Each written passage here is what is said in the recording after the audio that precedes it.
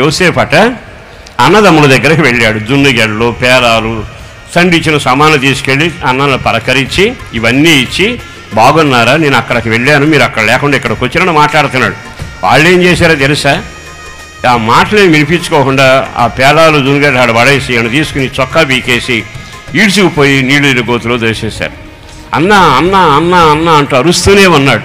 కానీ ఎంత అరిచినా పట్టించుకోకపోయాడు. పాట ఏమిటి తెలుసా? కలలగన్నవాడు వచ్చాడు, వాడు గతి ఏమైందో చూడండి అంటూ అరుస్తూనే ఉన్నారు. ఆ తర్వాత వాళ్ళలో ఒక అన్న బయలుదేరి వచ్చి, అయ్యా పసివాడాడు, ఎందుకు అన్నాడు, ఇబ్బంది పెడతారు, మనం చేయగలిగింది ఏమీ లేదు కదా, అయినాడి మీద ప్రతీకారం చేయబాకండి అని అడ్డుపడ్డాడు. అడ్డుపడితే నువ్వెవడో చెప్పేందుకని పక్కన నెట్టేసి వాడిని తీసి ఇంకొకసారి పరిహాసం చేసి అంగీని తీసి ఆ యొక్క రక్తంలో ముంచేశారు. ఈలోపు అడ్డుపడ్డ యోధా కాస్త బయటికి వెళ్ళాడు. వచ్చే లోపే ఆ మార్గాన్ని ఒంటిలో వెళుతుంటే అలా ఆపి, ఒక బానిసను అమ్ముతాం, కొనుక్కుంటారా అని అడిగాడు.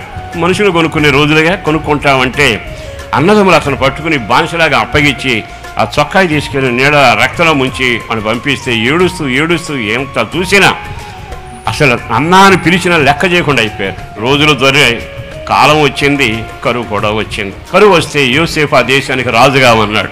అప్పుడు వీళ్ళంతా వెళ్ళి ధాన్యం కావాలయ్యా అంటే సరే తీసుకెళ్ళండి అన్నాడు. తీసుకెళ్ళమనగానే యోసేపు ఏమన్నాడు తెలుసా? వాళ్ళ రోకాలు అందులో పెట్టేయండి, వాడు ఇచ్చిన డబ్బులు అందులో పెట్టేసి పంపించేయండి అన్నాడు. పంపించిన తర్వాత ఇంటికి వెళ్ళి చూసుకుంటే వాడు ఇచ్చిన డబ్బు వచ్చింది, ధాన్యం కూడా వచ్చింది. పొరపాటున వేసారేమో వాళ్ళు అనుకున్నారు. రెండోసారి వచ్చినాక ఏం చేశాడో తెలుసా? ఆ బెన్యామీని కూడా తీసుకుని, మన గిన్నె ఉంది, ఆ గిన్నె కూడా బెన్యామీని దాంట్లో పెట్టాడు. దారిలోకి వెళ్ళినాక పట్టుకుని తనిఖీ చేస్తే ఆ గిన్నె దొరికింది. రాజుగారు గిన్నె దొంగిలిస్తారా మీరని అడ్డం తిరిగి వాళ్ళు ఈడ్చుకొచ్చారు.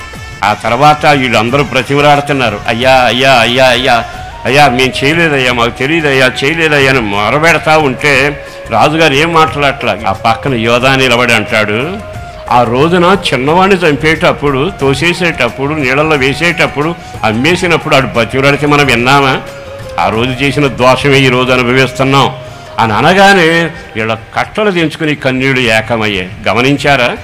ఆ దోషం ఇంకా వెంటాడుతూనే ఉందగా. దీవెన రాకపోగా కరువు వచ్చింది. మరి ఈ రోజున మీరు ఆలకించండి, వ్యక్తిగతంగా గుండె మీద చేయి పెట్టుకోనండి. మీ ఇంటికి ఎందుకు దీవెన రావట్లా? మీరెందుకు వర్ధిల్లటంలా? మీరెందుకు విస్తరించటంలా? మీరెందుకు ఆరోగ్యంగా ఉంటలా? మీరెందుకు క్షేమంలో ఉంటలా?